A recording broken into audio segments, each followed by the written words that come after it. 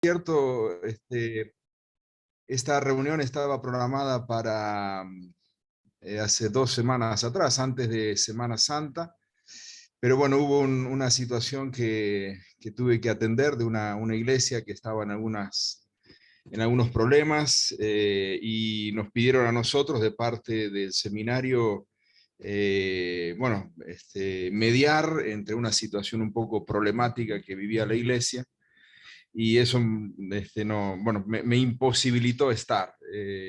El proceso de reconciliación ha comenzado, pero bueno, va a llevar muchos meses de estar detrás de esta iglesia que ha sufrido, bueno, problemas de relaciones interpersonales en el liderazgo. Así que eso fue la situación en la que me imposibilitó estar la vez pasada y bueno, le escribí a Julio disculpándome que no podía estar. Así que gracias por reagendar la actividad que teníamos hace 2 sábados atrás.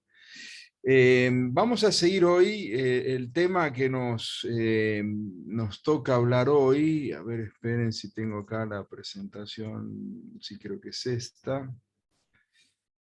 Pero ahí está. Seguimos hablando sobre el tema de la masculinidad. Y para esta reunión, para este encuentro, nos tocaba hablar un poco acerca de la identidad de género. Fue uno de los temas de esta triada. La próxima va a ser con el tema de la masculinidad y el matrimonio, el rol o la importancia que tiene la masculinidad en el matrimonio, en lo que es la construcción del matrimonio. Pero hoy nos toca hablar de este tema de la identidad de género, un tema muy, muy desafiante, porque hasta hace unos años atrás, cuando llegábamos a la sala de parto, o incluso antes de la sala de parto, cuando una mujer estaba embarazada, nuestra propia esposa o alguien del medio cercano estaba embarazada, la pregunta que hacíamos es, y ya sabes lo que va a hacer, ya sabes qué sexo es. Y había dos opciones, ¿verdad? La opción es hombre o mujer. Eso era hasta hace unos años atrás. Ahora el bolillero parece que se han agregado otras bolillas al bolillero de lo que es el bolillero de los nacimientos. Al menos lo que la sociedad propone, la nueva sociedad propone, es incluso más allá de 30 bolillas. Algunos hablan hasta de 100 géneros o 100 géneros existentes, más de 100 posibilidades de géneros existentes en este bolillero.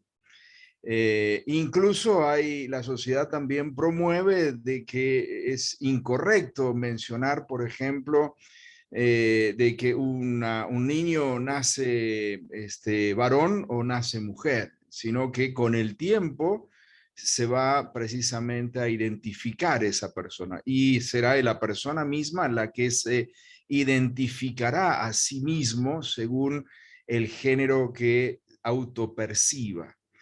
Por lo tanto, otra vez, hablar de identidad de género hoy en día es un desafío, pero también es una necesidad.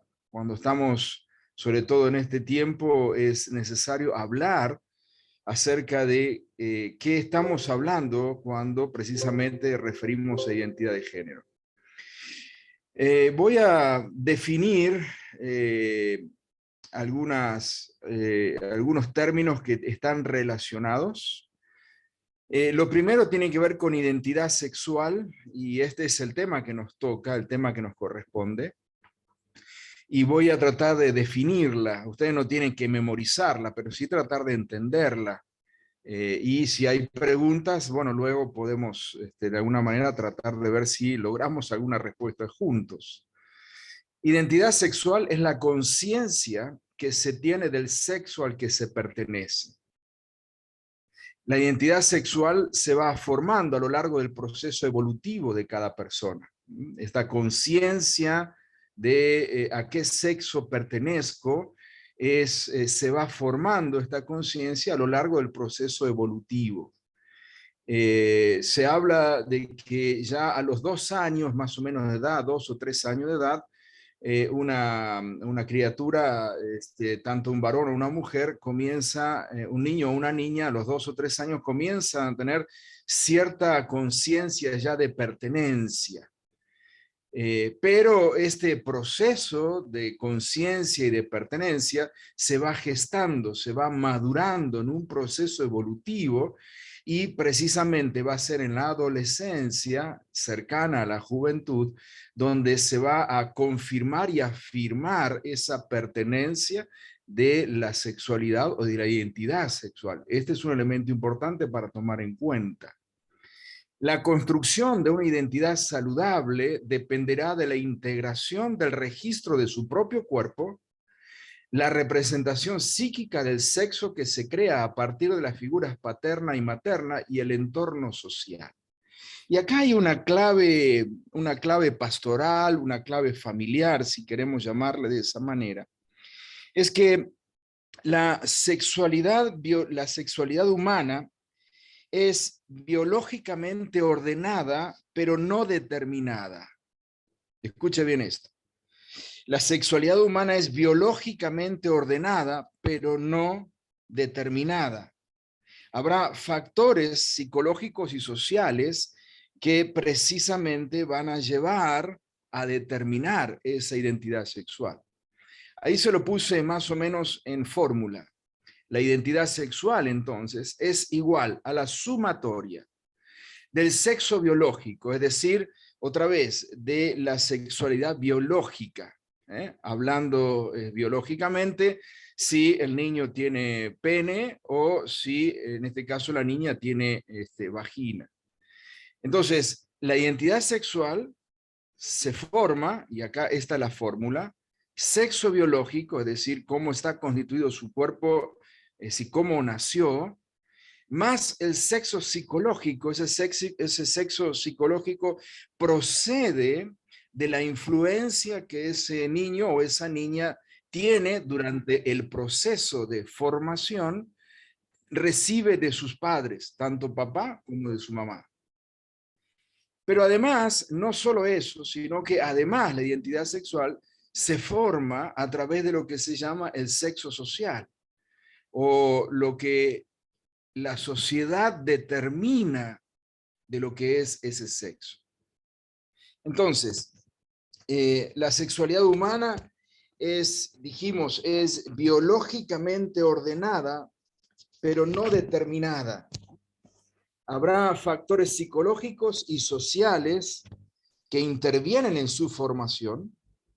Por eso debe ser educada desde la familia primeramente y desde la pastoral también. Este me parece que es un concepto importante para tener en cuenta. Otra vez, cuando hablamos de identidad sexual, cuando hablamos de identidad sexual, entonces, es la conciencia que se tiene del sexo al que se pertenece. Ahora, ¿cómo se forma esa conciencia? En primer lugar, se forma viendo el propio cuerpo, viéndose como uno es. Y entonces el niño, cuando ve que tiene pene, que tiene testículos, que tiene una forma determinada que es distinta a la del otro sexo, en este caso el sexo femenino, entonces comienza a tener conciencia de que pertenece a un grupo de personas que precisamente es el grupo masculino. Pero no solamente lo determina el sexo biológico, a eso se le suma el sexo psicológico, es decir, el aporte que hacen los padres, en este caso papá y mamá, en ese entorno psicológico de la niñez, en su proceso formativo. Lo que van haciendo es ayudando a crear conciencia a ese niño o a esa niña para determinar precisamente su identidad. Y también lo que es el sexo social o lo que la cultura dice de ese sexo es también lo que va determinando la identidad sexual. Por eso cuando uno ve esta fórmula, hace sentido ver que hoy en día muchos de nuestros jóvenes, incluso adolescentes, están atravesando por una crisis de identidad sexual. En muchos casos porque nosotros, como adultos, nosotros a veces como iglesia, nosotros a veces como personas que quizá no nos dimos cuenta que necesitamos estos otros elementos en el camino de la identidad sexual, de alguna forma quizá hasta privamos a los chicos de esta posibilidad. Y simplemente decimos, bueno, el chico tiene pene, tiene testículos, punto, listo, ya está, es varón. Pero no debemos olvidar que la identidad sexual se forma, además, por lo que es la participación de un padre y de una madre, la participación de una figura paterna y la figura materna. La figura de un hombre que precisamente modela lo que significa ser un varón y de una mujer que modela lo que significa ser femenino o femenina y que le da también valor y lugar al sexo masculino. Y no solo eso, sino también entendiendo que la cultura, la sociedad, también trae un componente importante en la vida de nuestros chicos, en la vida de nuestros adolescentes, para llegar a crear una conciencia clara de lo que significa ser un hombre. Vamos a volver un poquito más a esto, pero quiero mencionar que hay otros elementos o otros conceptos que están relacionados a esto. Vamos a volver a esto de identidad sexual en unos momentos, porque es el tema que nos corresponde. Pero también tenemos que mencionar otros conceptos que están ligados, sobre todo hoy en día, cuando se habla de esto de identidad sexual. Uno de los conceptos es perspectiva de género. Cuando hablamos de perspectiva de género, ustedes lo habrán escuchado o lo van a escuchar quizás, o ahora lo van a escuchar y entonces lo van a de alguna manera relacionar. La perspectiva de género es un instrumento de análisis teórico que se utiliza para mirar lo que sucede en las relaciones entre hombres y mujeres, las desigualdades que aún persisten y las razones de las mismas. Tiene como finalidad, la perspectiva de género, procurar relaciones justas y equitativas entre mujeres y varones. A veces uno escucha, por ejemplo, decir, bueno, vamos a leer esto en perspectiva de género. Y uno dice, uy, ¿con qué me van a salir? Bueno, la idea con lo que van a salir es esto. Lo que van a salir es con propuestas que tienen que ver con procurar relaciones justas y equitativas entre mujeres y varones. Por ejemplo, una política con perspectiva de género significa que haya tantos espacios como hay para hombres, espacios también para mujeres para que ejerzan la política. Mirar, por ejemplo, la empresa de la perspectiva de género tiene que ver entonces, otra vez, que los hombres y las mujeres, o asegurar que las mujeres tengan exactamente los mismos derechos que los hombres tienen dentro de lo que es la empresa. Me explico, es decir, el tema de perspectiva de género es entonces un instrumento de análisis teórico. Ahora, que sirve para medir relaciones justas y equitativas entre ambos sexos. Ahora, ligado a eso, viene un término que es mucho más complejo y mucho más común hoy en día de escuchar, que tiene que ver con la teoría de género. Todo está relacionado, identidad sexual, perspectiva de género, teoría de género, tienen cierta relación y a veces lo que se hace es mezclar los términos para tratar de, otra vez, confundirnos y hacernos creer cosas que no son del todo correctas. La teoría de género como tal busca borrar la dimensión biológica y anatómica que separa a ambos sexos, dando lugar a géneros múltiples, dictados por la cultura y por la historia. Es decir, cuando hablamos de la teoría de género lo que hace es borra completamente la diferencia biológica y anatómica entre ambos sexos. Es decir, cuando hablamos de la dimensión biológica, ¿qué significa? Bueno, otra vez, la dimensión física. El hombre tiene hormonas masculinas, pero también tiene, por ejemplo, tiene pene, tiene testículos. La niña o la mujer lo que tiene es mayor carga de estrógenos, pero también no tiene pene, sino tiene vagina, tiene senos desarrollados, etcétera. Entonces, la teoría de género lo que busca es borrar por completo las diferencias biológicas y anatómicas de ambos sexos. Por lo tanto, usted habrá escuchado eso, que no importa si un niño tiene los componentes biológicos masculinos, si ese niño se autopercibe mujer, puede ser mujer. porque la teoría de género dice precisamente que, otra vez, lo biológico y lo anatómico no necesariamente define el sexo al que pertenece esa persona. Lo sexuado de los individuos es una construcción social y cultural, va a decir la teoría de género. Por lo tanto, es artificial. Llevada al extremo, esta teoría de género se convierte en lo que hoy conocemos como la ideología de género, que niega la realidad biológica en todo lo relacionado al género humano. Entonces, acá tenemos tres conceptos, tres definiciones importantes que creo que tenemos que hacer de alguna forma la diferencia. Tenemos que entender la diferencia entre los distintos conceptos. Cuando hablamos de identidad sexual, hoy en día también se mezcla lo que es la teoría de género, y vamos a hablar un poquito más adelante de esto. Pero necesitamos de alguna forma identificar y tratar de definirla para saber de qué es lo que estamos hablando cuando nos referimos a eso. Ahora, cuando hablamos de teoría de género, esto nos lleva, permítame, hacer un pequeño repaso histórico, para algunos conocidos, quizá para otro nuevo.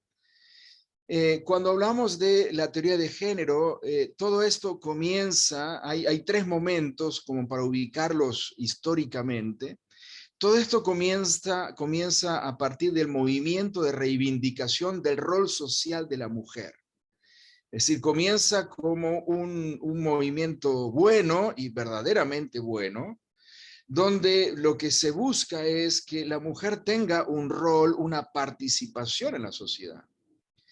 Margaret Mead fue una antropóloga, año 1930 más o menos, se dedicó a hacer investigaciones en Samoa, y lo que encontró ella en Samoa, en toda la isla de Samoa, es que las mujeres allí tenían un comportamiento distinto a las mujeres de Occidente. Y entonces ella escribió, obviamente, varios de los resultados de sus investigaciones antropológicas. Uno de los libros es este, que está en español, y hay otros que están en español, pero la mayoría están en inglés. Diciendo entonces, llegando a la conclusión de que la cultura es la que determina precisamente el rol social que tiene la mujer. Es decir, que es la cultura la que le asigna un rol social al individuo, ya sea mujer o sea varón. Un poquito más adelante, en 1945, Simone de Beauvoir, una francesa, antropóloga, filósofa, llega a la conclusión en un libro que se llama Los dos sexos, que ahí está la versión en francés, está en inglés y también, por supuesto, está en español. Y ella llega a la conclusión, año 1945, de que no se nace mujer, sino que se llega a ser mujer a través de una construcción social.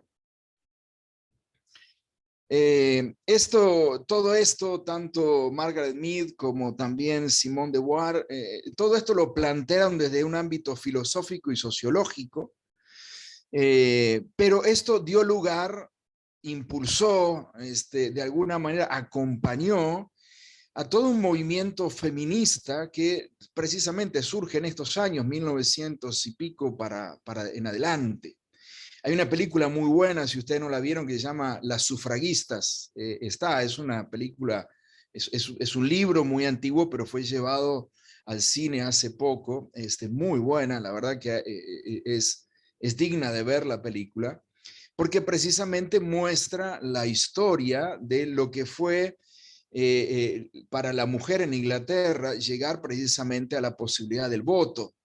Cuando el voto era legítimo para todos los varones y era prohibido para las mujeres, la lucha que que tuvieron que hacer las mujeres para poder llegar precisamente a que su voto sea válido, permitido.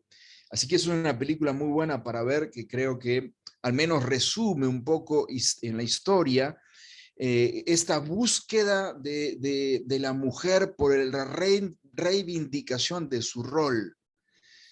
A modo de resumen, todo este movimiento de esta época, año 1930, 1950, 1970, A modo de resumen está esta frase: la cultura asigna el rol y define la identidad de género. Es la cultura la que asigna el rol.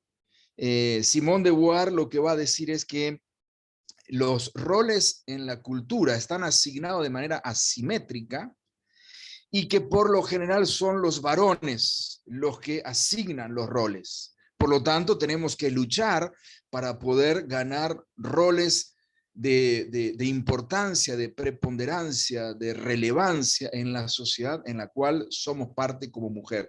Es decir, no somos un sexo de segunda clase, no somos un sexo débil, somos un sexo tan valioso, tan importante y tan fuerte como el del hombre. Por lo tanto, debemos luchar contra eso. Movimiento de reivindicación del rol social de la mujer. De hecho, este es el inicio del feminismo y vale la aclaración mencionar, quizá otra vez aquí desde mi perspectiva, que en sus inicios fue un movimiento sumamente importante y muy valioso, porque las mujeres pudieron alcanzar derechos en la sociedad que de otra manera no lo hubieran logrado posiblemente si no se hubiera llevado todo este movimiento. Yo la pregunta que tengo es, y no tengo respuesta, es ¿dónde estaba la iglesia en esto? Es decir, cuál es la participación de la iglesia en este movimiento de reivindicación social de la mujer? ¿Dónde estaba la iglesia apoyando a la mujer para que la mujer precisamente tome un rol protagónico en la sociedad? Porque verdaderamente necesitamos que la mujer tenga un rol protagónico en la sociedad, porque es el propósito divino. Y lo vamos a ver un poquito más adelante yendo al texto bíblico. Ahora, en un segundo momento, esto se fue de alguna manera ya degenerando en el sentido de que este movimiento de reivindicación social ya se fue convirtiendo en una lucha de poder para llevar a la mujer precisamente no solo a un lugar de igualdad, sino a un lugar de superioridad por encima del sexo masculino. Y allí en el año 1990 surge una mujer que es considerada una líder de la revolución sexual. Y lo digo porque otra vez, quizá algunos ya lo ha escuchado esto, pero si no, al menos como para ir ubicándose en el tiempo, 1990, esta Judith Butler lo que dice o lo que va a decir entre otras cosas es lo que yo traté de poner en un párrafo aquí nada más. Ella escribe muchos libros, pero la idea que ella trata de destacar en cada uno de sus escritos es esta. Elimina por completo el sexo binario, es decir, hombre-mujer, y el elemento biológico que lo determina. Ya año 1990, Judith Butler lo que va a decir es que otra vez el componente biológico, en la conformación física, no determina el sexo. Ella va a mencionar que los sexos no son sustantivos, es decir, no son sustantivos en el sentido de como algo estanco, fijo para toda la vida, sino que son verbos. Por lo tanto, cada uno decide el sexo al que quiere pertenecer. Interesante, esto año 1990, con ya la incursión de los primeros pasos del posmodernismo, se une entonces lo que es el movimiento feminista, con toda esa lucha que venía por años, que venía gestando esa lucha por la igualdad de los derechos de la mujer, se le une a eso ya la teoría de géneros, donde, como vimos en la teoría de género, lo que hace la teoría de géneros es desplazar, eliminar por completo todo lo que tenga que ver con lo biológico y anatómico para determinar el género de una persona. Año 1990. Un tercer momento ya lo tenemos con la ideología de género, y esto ya es en la actualidad. La ideología de género se ha convertido en una militancia política por los derechos igualitarios. Lo que comenzó allá por el año 1936, están las fotos allí arriba, Viva el feminismo, 1936. Esto es una foto retractada de España, pero mucho antes allá había comenzado. Luego sigue hasta el día de hoy, me resultó curiosa esta imagen, la segunda imagen, Manolo, hazte tú la cena, como diciendo, ¿por qué te tengo que hacer yo la cena? Ese movimiento de liberación femenina. Y más abajo la otra imagen que es precisamente la de, bueno, un varón miembro o del colectivo LGTB que se une a esta militancia entonces por la ideología de género. Entonces, en la actualidad, al movimiento feminista, que viene de los años 1900 y pico, se suma al colectivo LGTB y se consolida una ideología de género que, escuche esto, descalifica, ¿eh? ya no anula la diferencia física, la diferencia de sexo anatómica, biológica, ya no la anula, sino que lo que dice ahí la descalifica. Es decir, si alguien dice, yo soy varón porque tengo pene y tengo testículos, la ideología de género diría, y eso es ridículo, ¿qué está hablando? Si lo anatómico y lo biológico no tiene nada que ver en esto. Entonces, el movimiento feminista en la actualidad, sumado al colectivo LGTB, dan lugar a toda esta ideología de género, que hoy en día no solo anula, sino que descalifica y combate todo lo que sea biológico y lo cultural biológico. Tiene mucho poder económico para dominar gobiernos, poderes legislativos, educación y medios hegemónicos, por medio de los cuales lleva a cabo una colonización ideológica sobre los sexos. Por eso es que son los que precisamente están mandando en todo lo que tiene que ver con aborto, todo lo que tiene que ver con despenalización de aborto en los países, en varios países, entre ellos muchos de América Latina, y bueno, todo lo que tiene que ver con, por ejemplo, matrimonio igualitario, tanto para heterosexuales como para homosexuales, y precisamente están luchando hoy en día ya no solo por lo que es la libertad o los derechos igualitarios de la mujer, sino los derechos igualitarios de todos los demás sexos que puedan llegar a aparecer hoy en día. Si hoy aparece alguien y dice, yo soy de sexo extraterrestre, hay que aceptarlo. Lo biológico, lo anatómico no tiene nada que ver. Yo me siento que tengo sexo extraterrestre, por lo tanto me autopercibo sexualmente extraterrestre y me deben aceptar y yo necesito y yo voy a pelear por mis derechos y automáticamente puedo conformar o ser parte de este colectivo LGTB luchando entonces por los derechos igualitarios. Ahora, yo quiero hacer una pausa aquí y llevarles de nuevo a este punto inicial. Porque cuando hicimos mención de la identidad sexual, lo biológico no está en disputa, pero los siguientes dos componentes hoy en día están en crisis, mis queridos varones. En primer lugar, el sexo psicológico. ¿Por qué? Porque hay mucha destrucción en la familia hoy en día. Hay muchos niños que crecen, por ejemplo, sin la figura paterna, porque el padre los abandonó cuando eran chicos, o porque el padre está ausente, quizá todavía sigue estando en la casa, pero totalmente ausente. O hay mujeres que han tomado el control de la casa y entonces son totalmente comadronas, mandonas y son ellas las que tienen la voz. Es decir, los roles hombre y mujer han sido trastocados, desfigurados por una situación familiar que hoy en día es caótica. No solo en Argentina, también en Guatemala y en cualquier otro lugar del mundo. Pero si a eso le sumamos un sexo social, si a eso le sumamos que la identidad sexual también está determinada en parte por lo que la sociedad dice que yo soy, entonces estamos en un serio peligro.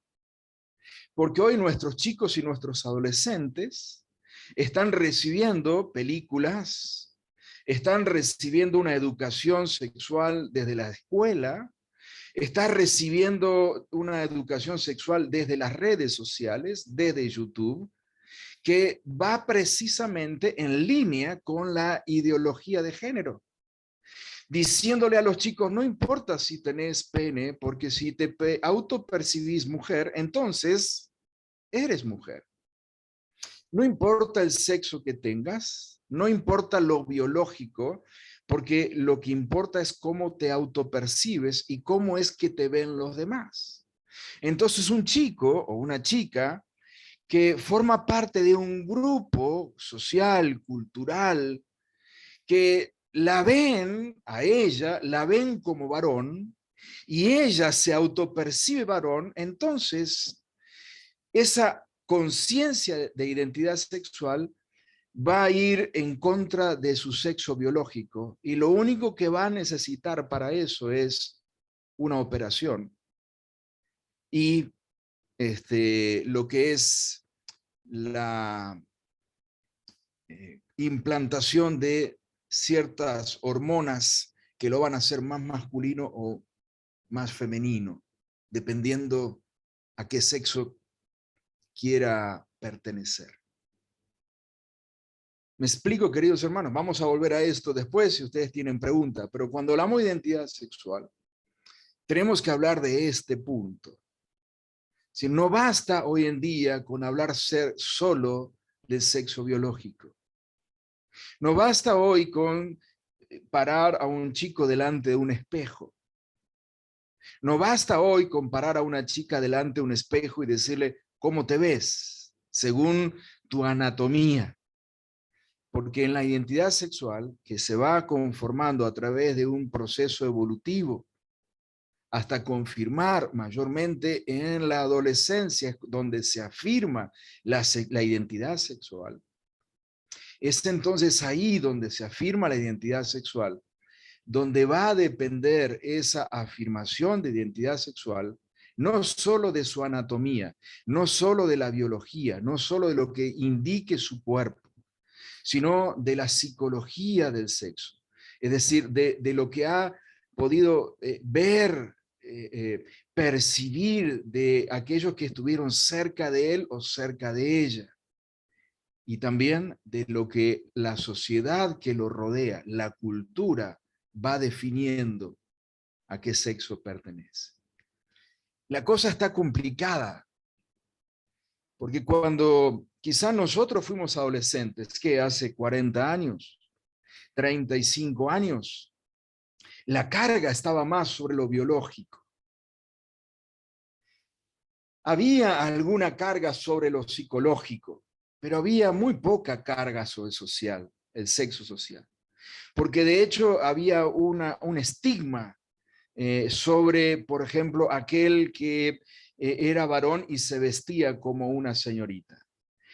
Había una marca, una mancha social sobre sobre aquella chica que era una señorita y que se vestía como hombre.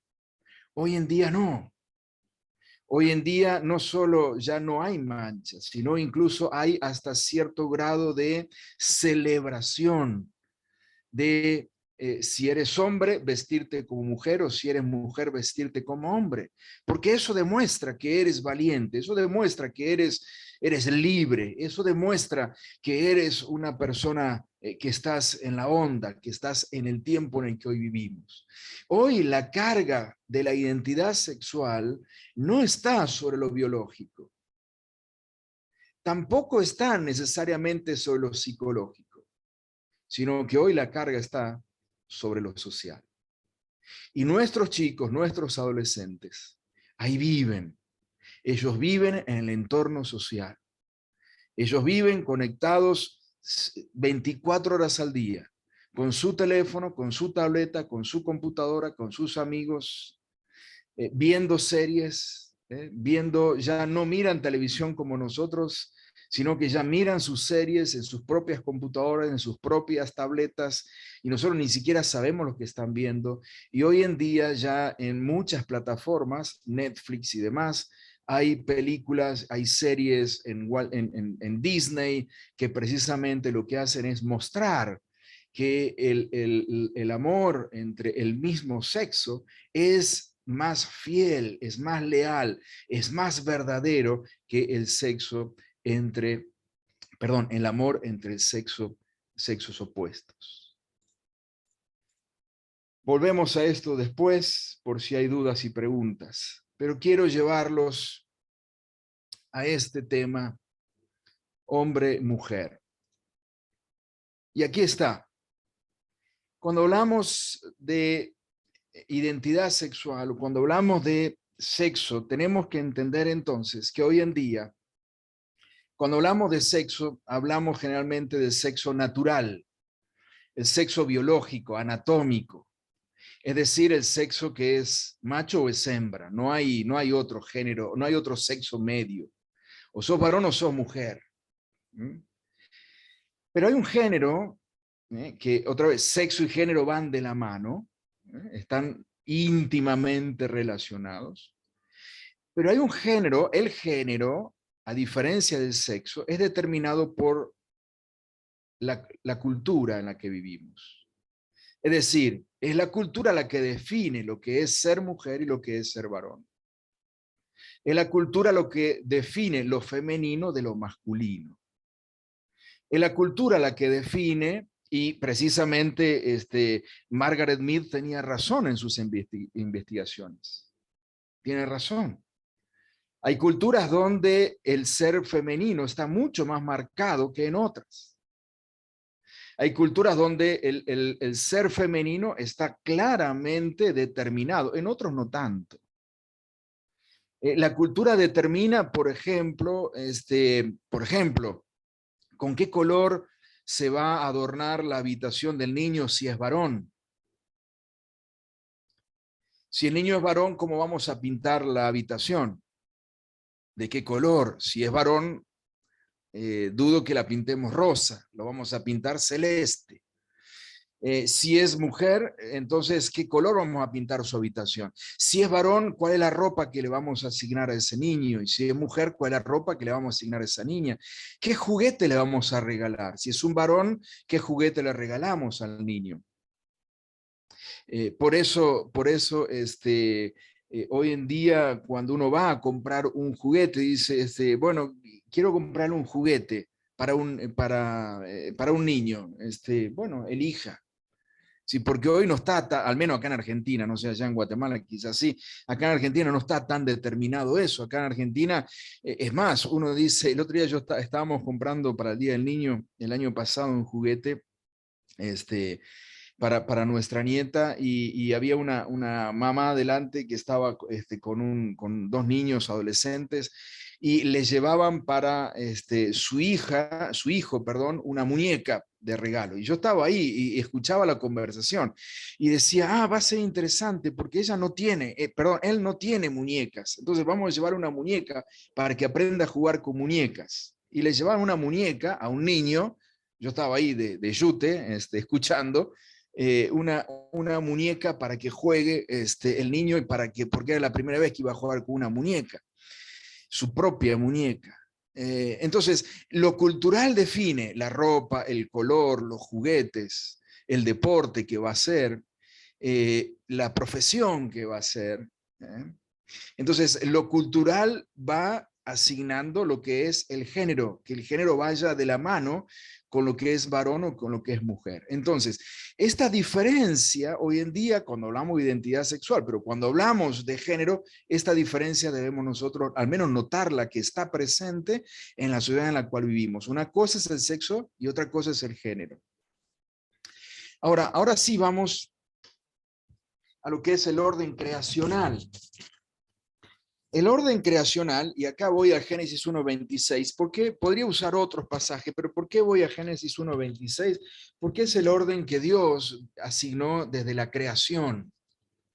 Después, con la llegada del pecado, este orden de alguna forma se desvirtúa.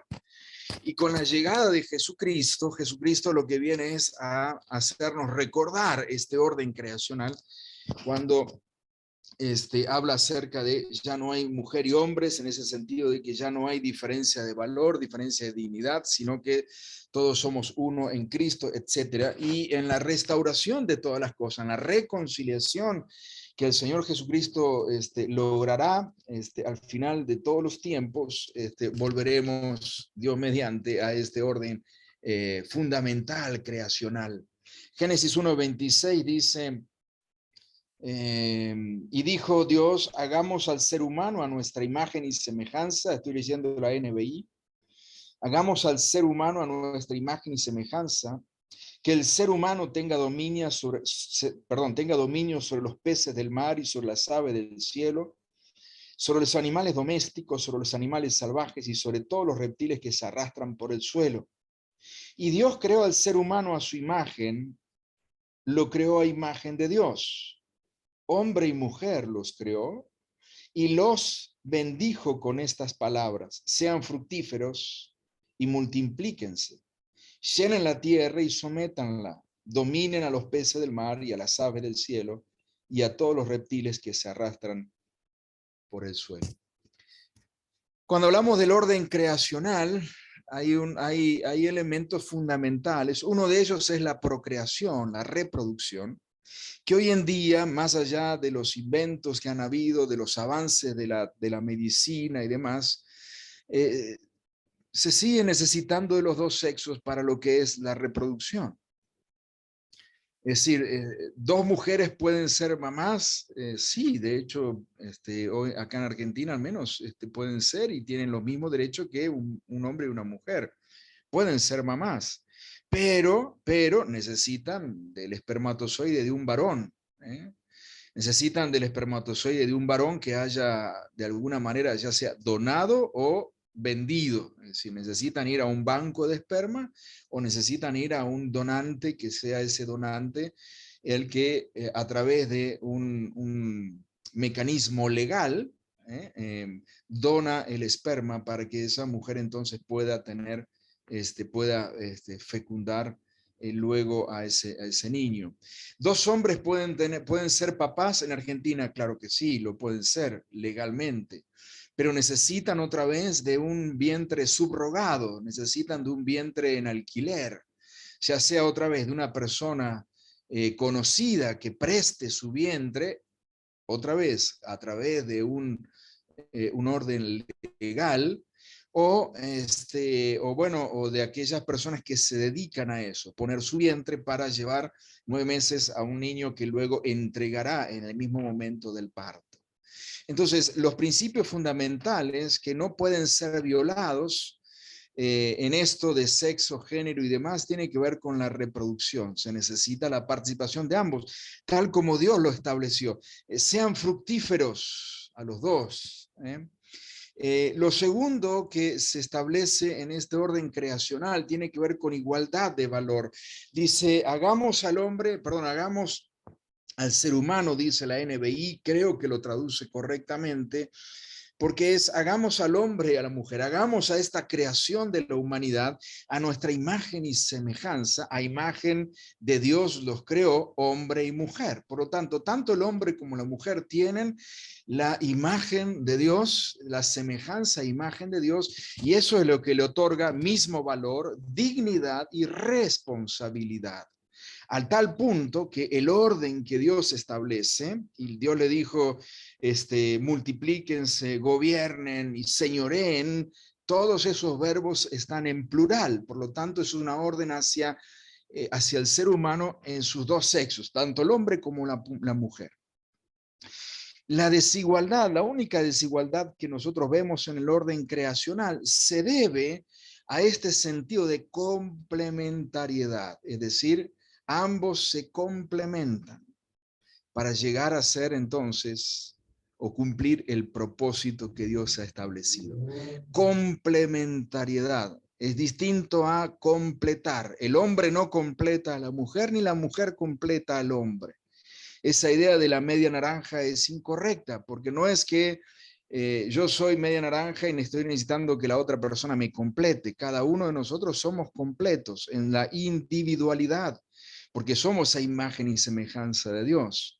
Pero cuando estamos juntos, hombre y mujer, nos complementamos y esa complementariedad hace entonces que el propósito de Dios creacionalmente se cumpla de manera maravillosa.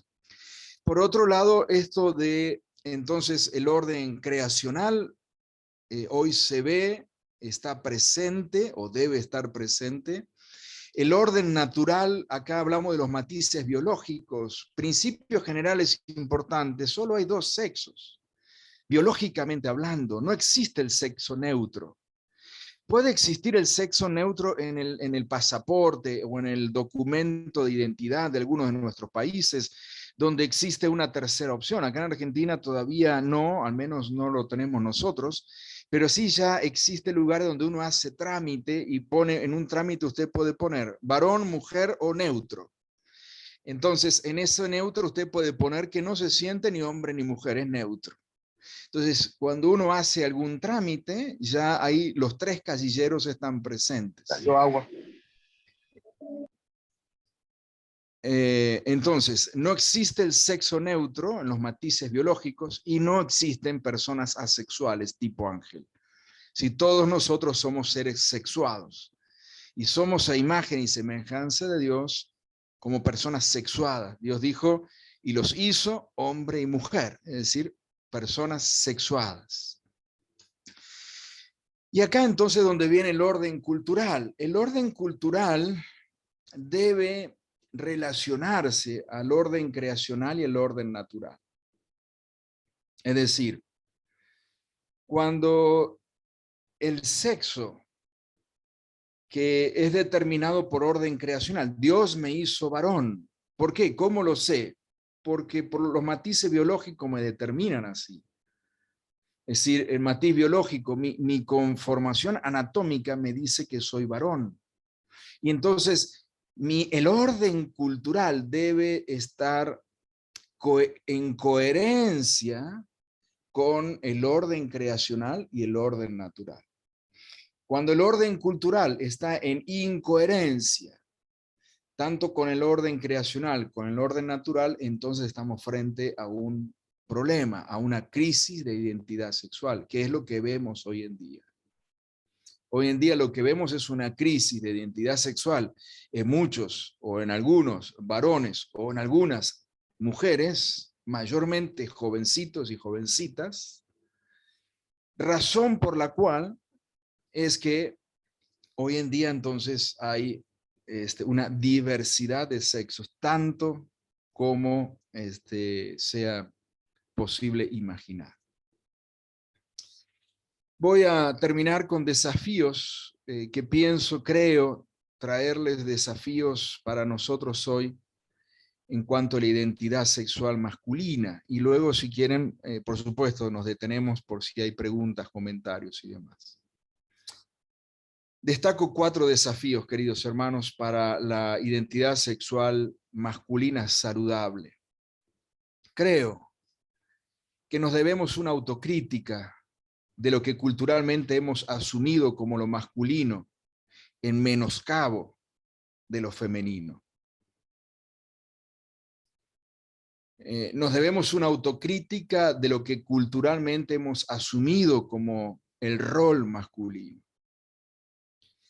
Mucho de lo que hoy pensamos, creemos, practicamos como rol masculino no tiene nada que ver con lo que la Biblia enseña, sino tiene que ver con lo que la cultura nos ha hecho creer que es el rol masculino.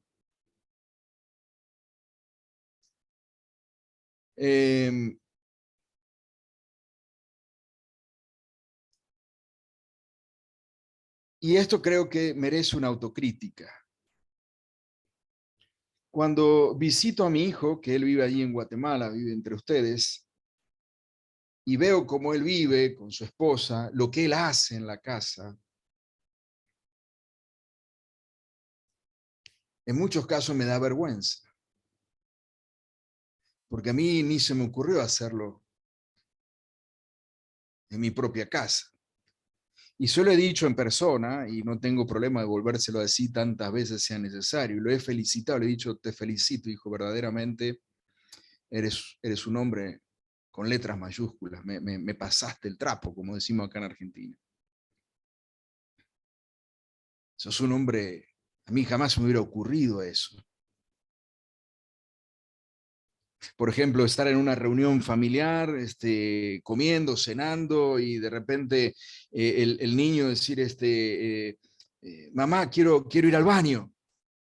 Y él decir, mi hijo, levantar y decir a la esposa, tranquila, mi amor, yo lo llevo. Y él perderse la charla para llevar a su niño al baño.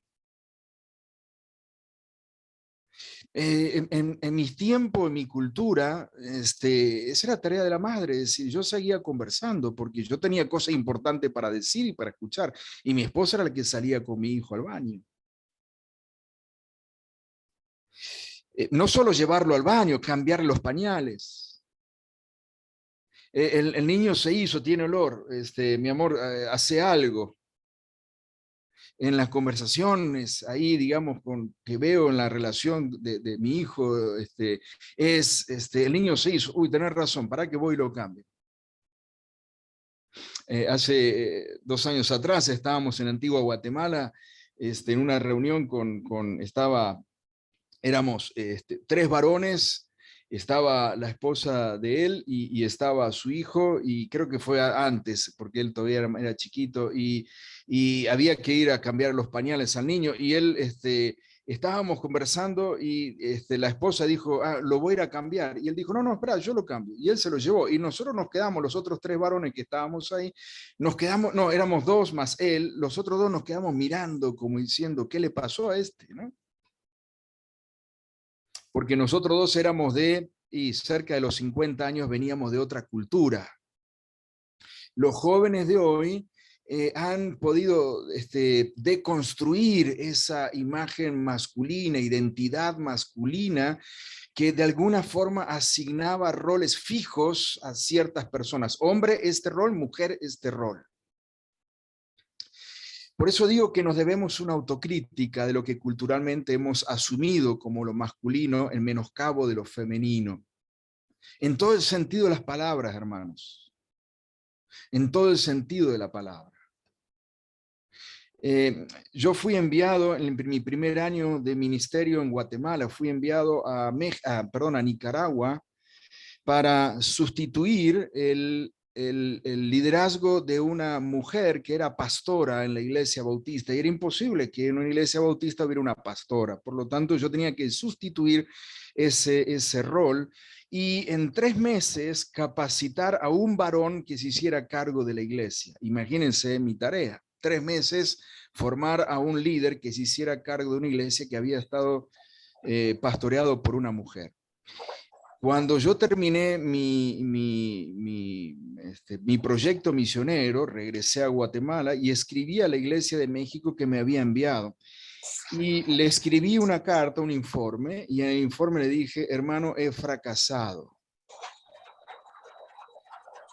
He capacitado a 2 líderes, 2 líderes que quedaron en posición de liderazgo, pero jamás estos 2 líderes podrían hacerse cargo de la iglesia como lo hace esa hermana. Porque esa hermana, créanme, es una pastora. Es decir, es una mujer que lleva adelante el ministerio pastoral. ¿Cómo? No lo sé. Si ustedes tienen problemas teológicos con eso, arreglen ustedes el problema teológico de ustedes, pero yo he fracasado. Y tal fue así el caso. Esos líderes varones estuvieron a cargo de la iglesia 1 año. Al segundo año, uno de ellos emigró a Guatemala para estudiar en un seminario y nunca volvió a Nicaragua a hacerse cargo de la iglesia. Y el otro, que había sido capacitado también en 3 meses en modo intensivo, siguió haciéndose cargo de su verdulería y no se hizo cargo de la congregación. Y la iglesia quedó en manos de la hermana. Nos debemos una autocrítica de lo que culturalmente hemos asumido como lo masculino en menoscabo de lo femenino. Necesitamos volver al orden creacional divino con sus valores inherentes. ¿Cuáles son los valores inherentes que vemos desde el orden creacional? Igualdad de valor, igualdad de dignidad, responsabilidad, complementariedad, etcétera. Identidad responsable. Es cierto que la cultura tradicional ha asignado roles fijos según el sexo, pero en la actualidad, lo que mencioné anteriormente, estos roles están cambiando vertiginosamente. Y ustedes lo van a ver en sus hijos o en sus nietos, lo van a ver. Ustedes van a ver a sus hijos o a sus nietos haciendo cosas que nunca ustedes hicieron. Y usted le va a decir, hijo, ¿pero dónde aprendiste esto? No lo sé, papá, pero así es. Tranquilo, no te preocupes, que no me estoy volviendo mujer. Sé muy bien lo que soy. Pero yo tengo una responsabilidad en mi casa. Y hoy mi responsabilidad pasa por cuidar los chicos cuando mi esposa se va a trabajar. ¡Wow! Jamás lo hubiera hecho yo. Sí, te entiendo, papá, porque viviste en otro tiempo. Por eso digo, cuando hablamos de identidad responsable, necesitamos construir una identidad masculina con responsabilidades en nuestro hogar, nuestra iglesia, nuestro trabajo y nuestra sociedad. Una identidad masculina con responsabilidad. Ah, no sé, esa es culpa tuya porque vos sos la mujer, vos tenías que criar a tu hijo. No, no, no, no. Una identidad responsable en nuestra casa, en nuestra iglesia, en nuestro trabajo y en nuestra sociedad.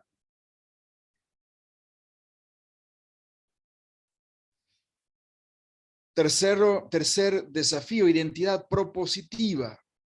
Los tiempos que vivimos demandan una actitud propositiva, no necesariamente reactiva. Hoy todavía vivimos en una actitud reactiva, es decir, alguien dice algo en contra de los hombres, nos paramos como, saltamos como defendiendo la masculinidad. Necesitamos no tener es decir, traspasar la actitud reactiva a una actitud propositiva, de una masculinidad alineada al propósito de Dios. Mire esto, porque esto me parece importante. Debemos estar conscientes de que estas propuestas se harán desde la minoría. Quizá en Guatemala todavía no se ve, aquí en Argentina sí. Cuando hablo de la minoría, lo que estoy hablando es que ya lo que es la masculinidad comienza a ser una minoría. Ustedes no saben lo que es Buenos Aires el 8 de marzo, el Día de la Mujer, no saben lo que es. Ustedes no saben lo que es que un hombre en la calle, en una discusión de tránsito, le grite a una mujer. Usted no sabe lo que es. Recibe el repudio de todos los que están al lado y si hay un policía cerca, lo apresa y lo mete preso. En una discusión de tránsito, si un hombre discute con una mujer. Hace poco, hablando en una reunión de liderazgo, yo llamé a la actitud de una hermana un infantilismo. Le dije, lo que hiciste fue un infantilismo. Se lo traduzco como yo lo quise decir. Es una actitud infantil para una mujer que ronda en los 60 años. Estábamos hablando por teléfono cuando yo le dije eso y me dice, no te permito que me hablas de esa manera porque estás abusando de mí. Yo le dije, no, no, no, en ningún momento yo pretendo abusar. No, no, no soy un abusador. Sí, sí, estás siendo violento. No, no estoy siendo violento. Lo que estoy diciendo es que tuviste una actitud infantil porque actuaste como una persona niña cuando eres ya una persona mayor. Es decir, esto tranquilamente lo podríamos haber hablado entre vos y yo antes de haberlo llevado, como lo llevaste, ante un grupo de líderes, llevando una interpretación tuya sin siquiera darme lugar a mí a que yo pudiera exponer cuál era la interpretación mía del asunto. Entonces, para mí actuaste como una persona infantil. Y me dice, estás abusando, estás siendo violento conmigo. Entonces, cuando digo esto, que debemos estar conscientes de que las propuestas masculinas que hoy vamos a llevar adelante, propuestas no reactivas, sino con una actitud propositiva, van a ser hechas desde la minoría, pero serán pistas valiosas para las generaciones que nos siguen en el camino.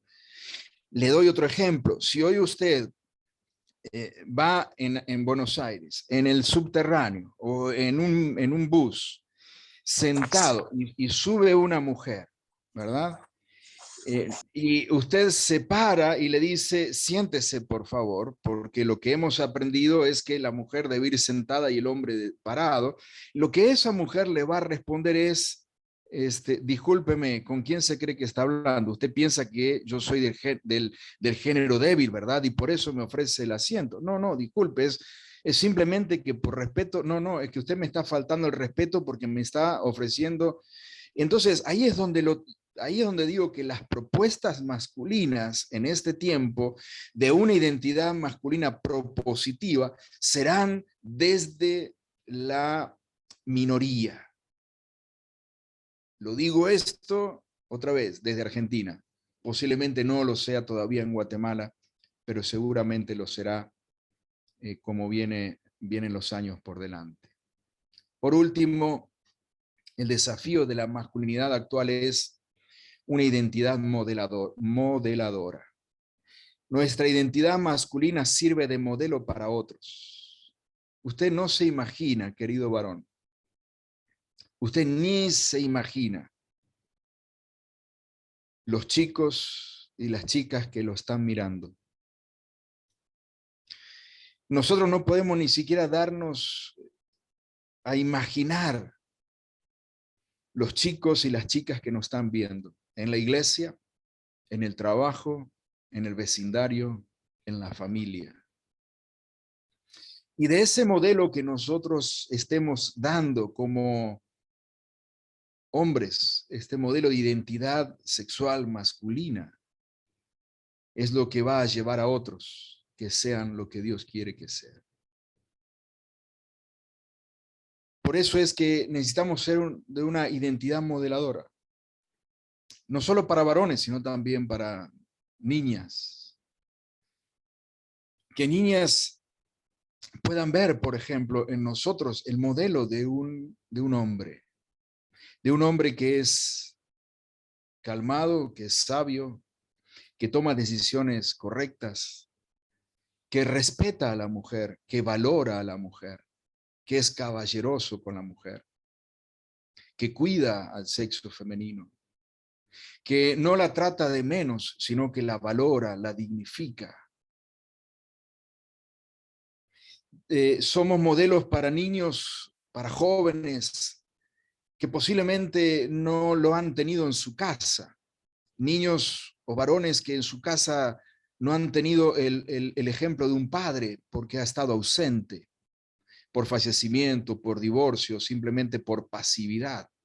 En nosotros, como líderes en la iglesia, hombres en la iglesia, servimos de modelo a esos varones para que esos varones puedan tener y lograr una identidad sexual masculina de acuerdo al plan de Dios.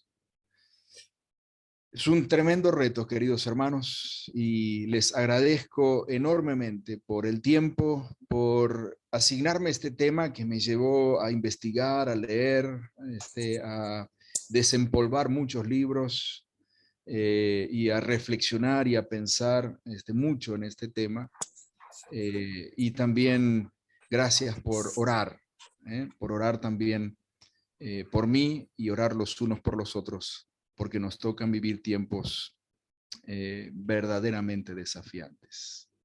Gracias, queridos hermanos. Quedo a disposición de ustedes.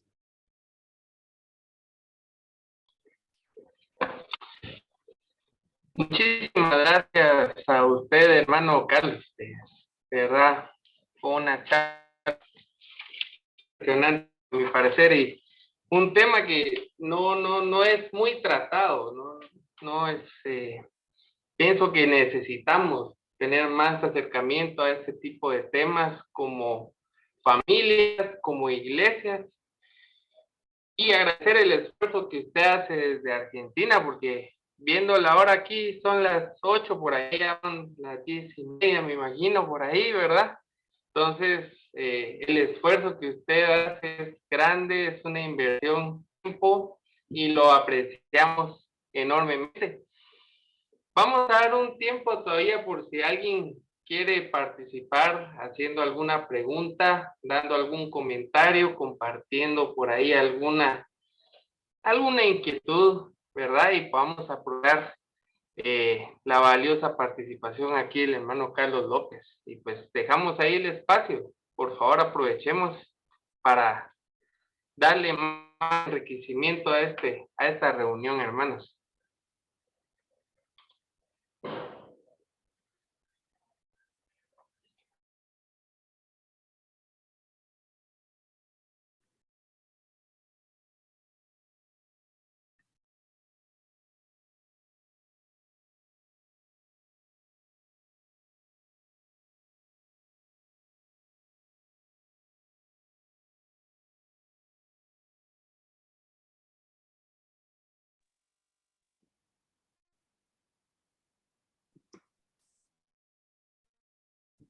Hermanos, si alguien tiene un comentario, pregunta, solo encienda su micrófono y abra fuego.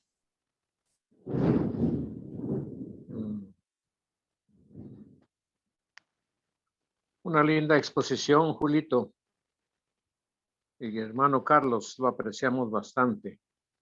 Me hubiera gustado compartir algo, pero tengo 6 de carga y se me va a apagar esto.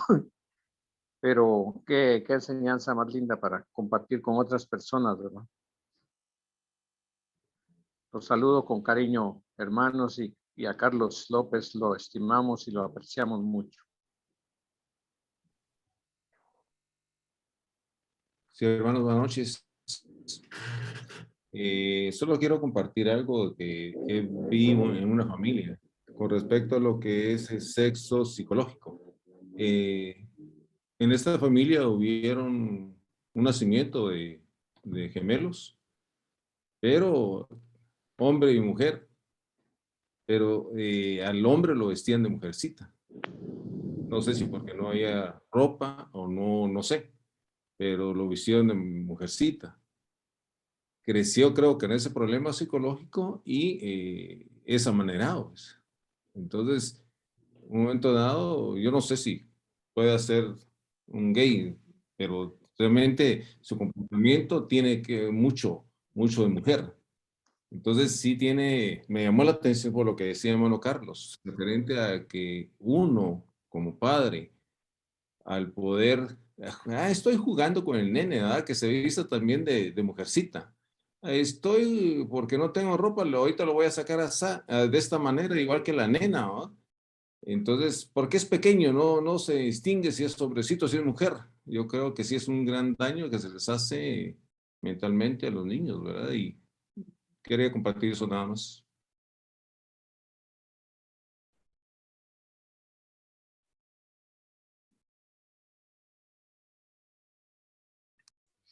Gracias, Marco. Sí, y yo quisiera destacar lo que dice Marco, haciendo una diferencia. No necesariamente una persona o un niño amanerado es gay. No necesariamente. Un niño puede ser amanerado por muchas cosas. Por ejemplo, puede ser porque precisamente por factores por ahí psicológicos, como mencionaba Marco, ¿no? Porque ha convivido, por ejemplo, las personas que lo rodearon, en su entorno, el entorno en el que creció fue un entorno femenino, creció entre mujeres, mamá, tía, abuela, y no tuvo roles masculinos cercanos. Entonces puede ser precisamente que sea un niño que uno diría amanerado, y distinto, digamos, a los otros. Mire, es curioso, bueno, en Buenos Aires, lamentablemente, uno ve, ¿cómo decirlo? Hoy en día, al menos en Buenos Aires, ni el amanerado, el hombre más robusto y que dice, este es un macho, y puede ser gay. Ese sí puede ser que haya salido ya del ropero, como decimos, ya salió del closet. Es decir, es increíble. Yo otra vez no sé cómo está Guatemala en esto, ojalá que esté muy lejos de la realidad de Buenos Aires, pero si en Buenos Aires uno va por la plaza y por los parques, va a encontrar varones juntos, tomados de la mano, y los dos con barba, uno todo fisicacho, y el otro también, los dos unos fisicacho terrible, y ahí está. Entonces, digo, lo amanerado puede ser un aspecto conductual, precisamente determinado por algún factor psicológico cercano, pero, pero no necesariamente un niño amanerado es gay. Eso es, o una niña que yo, con actitudes masculinas no necesariamente es gay, sino que pueden ser otra vez elementos de su conformación psicológica, pero no necesariamente gay. Pero sí entender, queridos hermanos, es que la identidad sexual de una persona está en proceso formativo, al menos hasta la adolescencia y hasta el inicio de su juventud. Ahí es donde confirma su identidad sexual. Por eso es importante la paternidad responsable, la paternidad saludable. Por eso es importante la pastoral de nuestros niños, de nuestros jóvenes. Por eso es muy importante. Imagínese aquel niño que no tiene papá en su casa, no tiene hermanos varones en su casa, va a la escuela, ¿quién le enseña? Una mujer, la maestra. Va a la escuela dominical en la iglesia, ¿quién le enseña? La maestra, porque no hay varones en la escuela dominical en la mayoría de iglesias. Si hay varones en una escuela dominical hay que aplaudirlos, celebrarlos.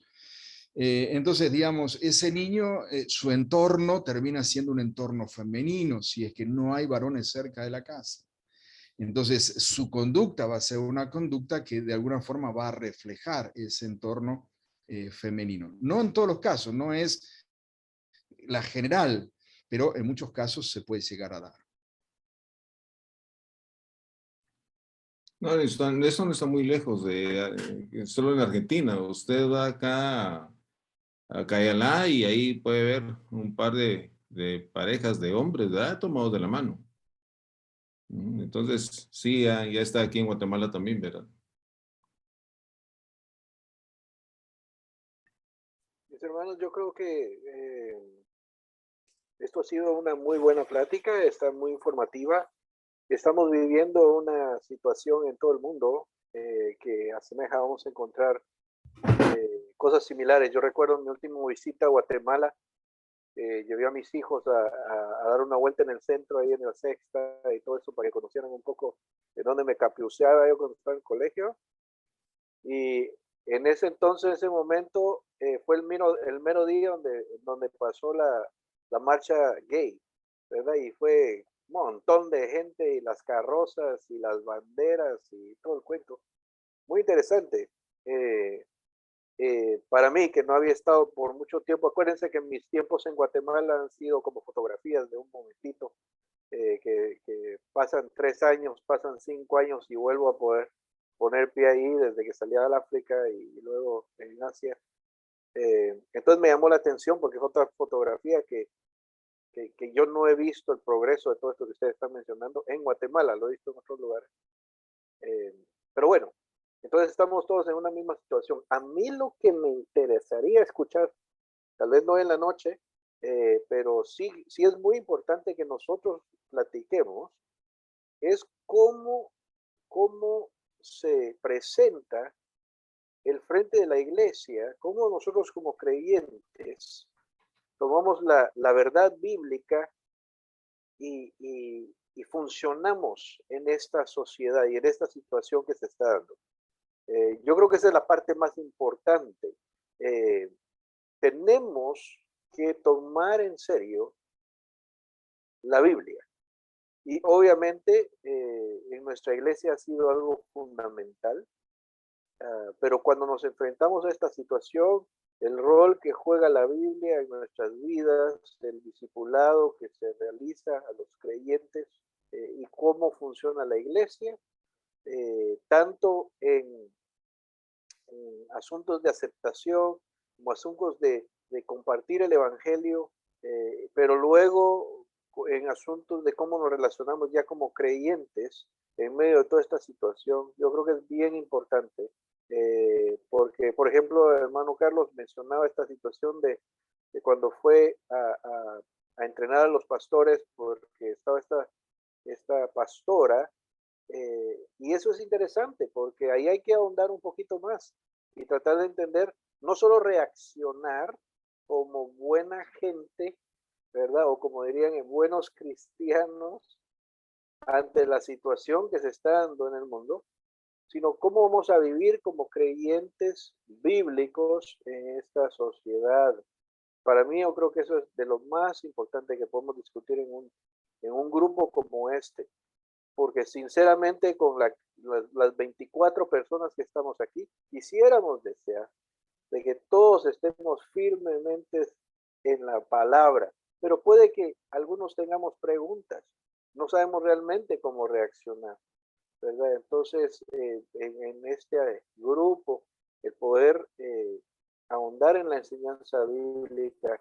Por ejemplo, termino con esto. Ustedes recuerdan que una de las festividades que Dios mandó al pueblo de Israel era traer a todos los hombres para que llegaran al templo y adoraran una vez al año. No llamaban mujeres. Y entonces vemos en el Antiguo Testamento con una división muy clara en los roles, especialmente en los roles que tenían que ver con el sacerdocio y cosas así, pero también los roles que tenían los hombres de la casa. Y había una diferencia. Entonces, ¿cómo lo manejamos eso en nuestra situación hoy? Para no solo reaccionar, sí, tenemos que ser buena gente porque somos cristianos. Momento, mis hermanos, tenemos que ser bíblicos. Entonces, no se trata de ser buena onda, se trata de ser bíblicos. Y no estoy diciendo que sea opuesto, solo estoy diciendo que tenemos que colocarnos los anteojos bíblicos y no solo los anteojos que son socialmente aceptables. Así que a eso quiero llamar. No sé si puede haber un comentario de parte de Carlos o de alguien más, pero tal vez en el futuro poder ahondar en el discipulado respecto a la parte bíblica de todo esto. Sí, totalmente de acuerdo, Giovanni. Por eso mencioné de una actitud propositiva. Y nos va a tocar hacerlo desde la minoría, en algunos lugares más y en algunos lugares menos, dependiendo otra vez el ámbito cultural. Pero necesitamos ser propositivos desde la identidad masculina según el propósito de Dios. Es decir, ser hombres, otra vez, que salgamos y que nos demos a conocer y nos va a tocar otra vez pelear en el buen sentido de la palabra, batallar y sacar adelante lo que es el modelo bíblico de lo que hoy es, otra vez, el ser hombre, lo que significa hoy el ser hombre y lo valioso que es el ser hombre hoy en día para lo que es, para la cultura, para la sociedad. Y mucho tenemos, por supuesto, el ejemplo del Señor Jesucristo, imitando al Señor Jesucristo. Bueno, creo que ahí hay una tarea tremenda que tenemos que hacer por delante. Pero sí estoy totalmente de acuerdo que tenemos que llegar a tener una actitud propositiva para desde la iglesia como hombres hacerlo. Miren, John, bueno, otra vez, generalmente, hablo en generalidades, las mujeres en la iglesia tienen retiro de mujeres, se van 2 o 3 días, lo pasan alegre, ahí están y aprenden y eso. Los varones, tener una reunión de hombres es un dolor de cabeza, que vengan, que asistan, ni hablar un retiro, ¿no? Porque tienen muchas cosas que hacer. Es decir, necesitamos movilizar a hombres, porque otra vez lo que necesitamos es que hoy los varones bíblicos, los varones que lleven los valores bíblicos a la calle, a la vida en la casa, en la iglesia, se hagan presentes y estén, ¿no? Que haya un movimiento de hombres. Nosotros estamos orando por eso, un movimiento de hombres desde nuestra iglesia para poder llevar lo que es los valores de la masculinidad como verdaderamente Dios nos ha establecido y para que ellos sean realidad en la sociedad en la cual vivimos, ¿no?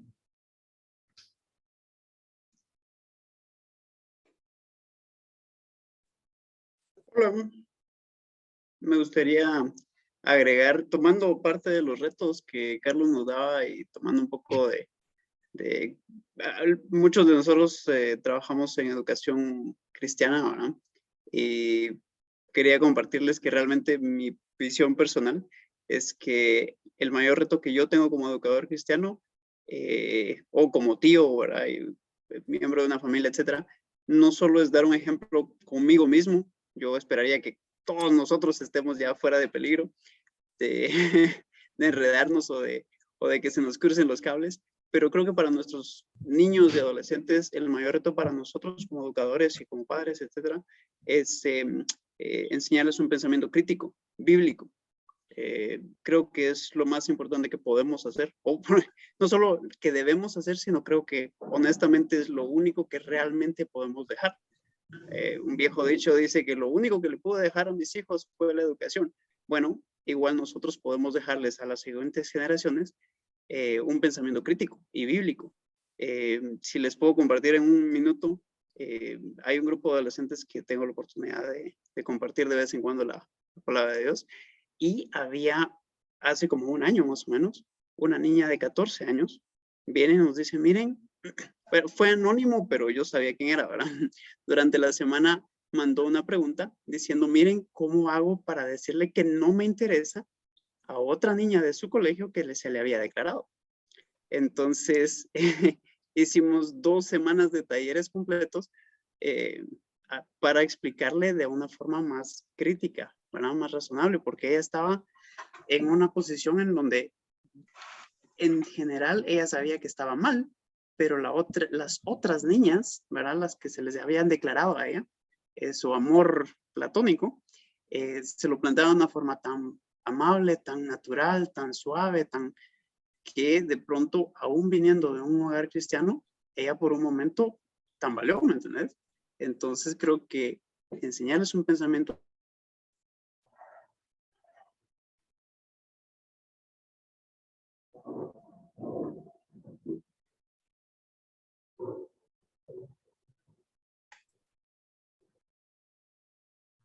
Se congeló. Se frizó aquel, le cayó el capitán frío. Perdió señal. Sí, pero lo que dice Gabriel es sumamente importante. Sumamente importante, y necesitamos como papás, como tíos, como abuelos, como líderes de la iglesia, como sea que seamos en el rol que hoy estemos ocupando, escuchar más y hablar menos, es decir, escuchar a nuestros jóvenes, escuchar. Imagínense lo que dice Gabriel, si esa niña no tiene la oportunidad de hacer una pregunta o de expresar lo que ella está sintiendo, la presión que está sintiendo en su entorno, si ella no tiene la oportunidad de decirlo a un grupo y que un grupo cristiano la oriente, esa chica precisamente hubiera caído en eso. O sea, hubiera caído por otra vez, la presión social misma.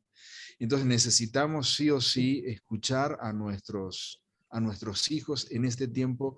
Recuerden, el sexo social o lo que la cultura dice es muy importante para determinar la identidad sexual de nuestros hijos mayormente. Como lo decía Gabriel, es probable que es decir, yo para mí este tema yo ya a esta altura del partido no voy a andar cambiando de bando, imagínense.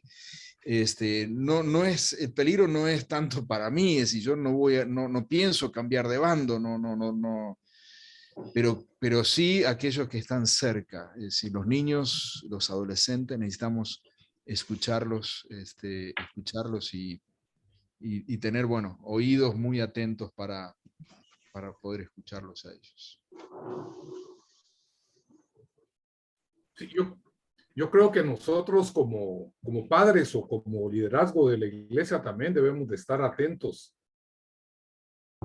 a nuestros hijos y también a los jóvenes o niños de la iglesia, ¿verdad?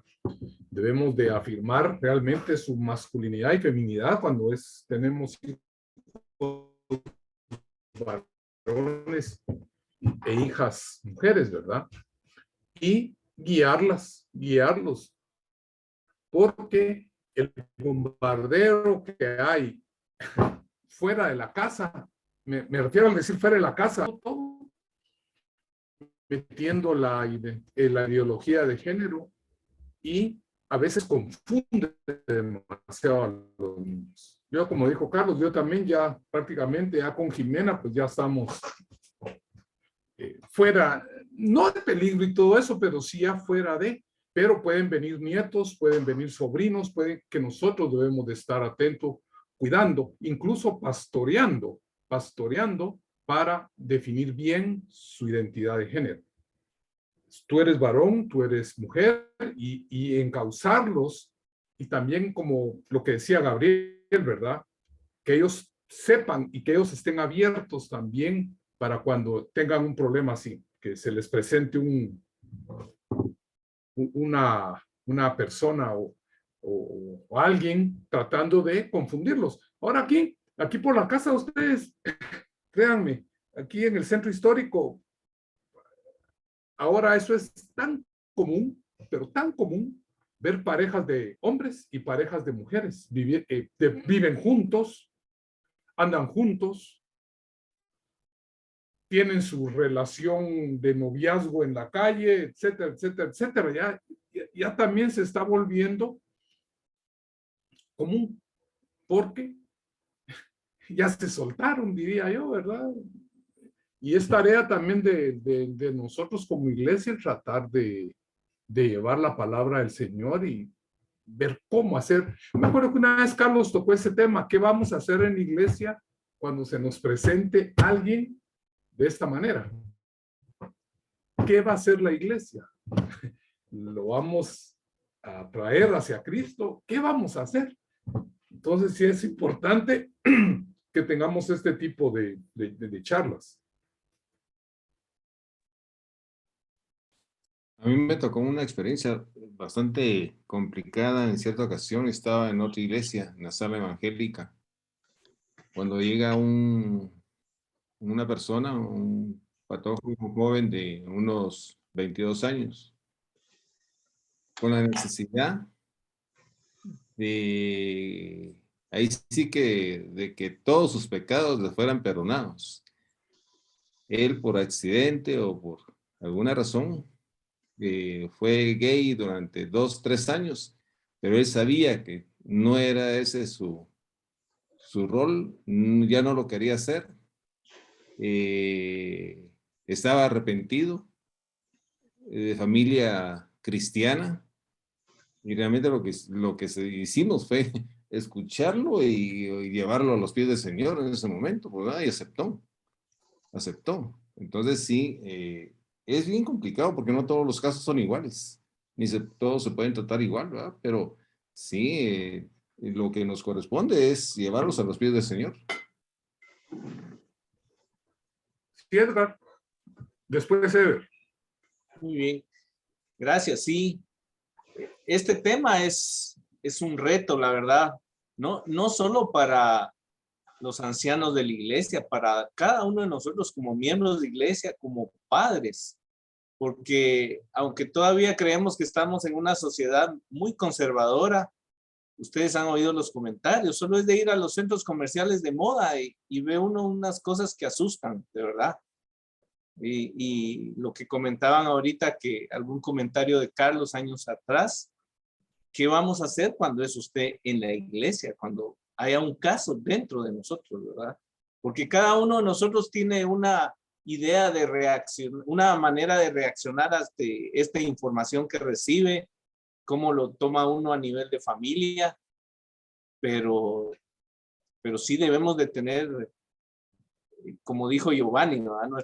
Nuestros ojos bíblicos, ¿verdad? Para poder reaccionar en base a como lo haría nuestro Señor Jesucristo, ¿verdad? A veces somos muy modernistas o muy liberales aún dentro de la iglesia, ¿verdad? Ese es mi pensamiento. Ever.